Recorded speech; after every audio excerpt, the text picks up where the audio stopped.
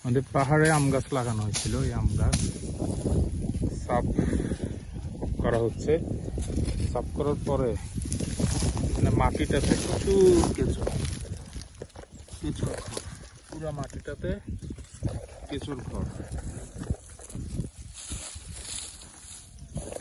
এই যে পুরো মাটিটাতে হচ্ছে কেঁচোর ঘর, কারণ এখানে কোনো রাসায়নিক সার দেওয়া নেই এখানে। এবং এটাই হচ্ছে যে পুষ্টির আধার। এই যে দেখতে পাচ্ছেন, এই যে কেঁচোর ঘর। এখানে রাসায়নিক সার কীটনাশক না দেওয়ার কারণে প্রচুর কেঁচো আছে এবং এটাই এখানের পুষ্টিটা নিশ্চিত করতেছে।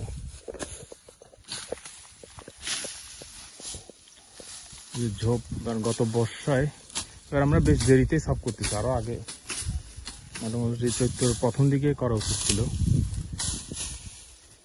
যাই হোক, এগুলো এখন পরিচর্যা করে এগুলোতে এই বর্ষায় আশা করি ভালো পানি পেলে খুব সুন্দর ফুটে উঠবে।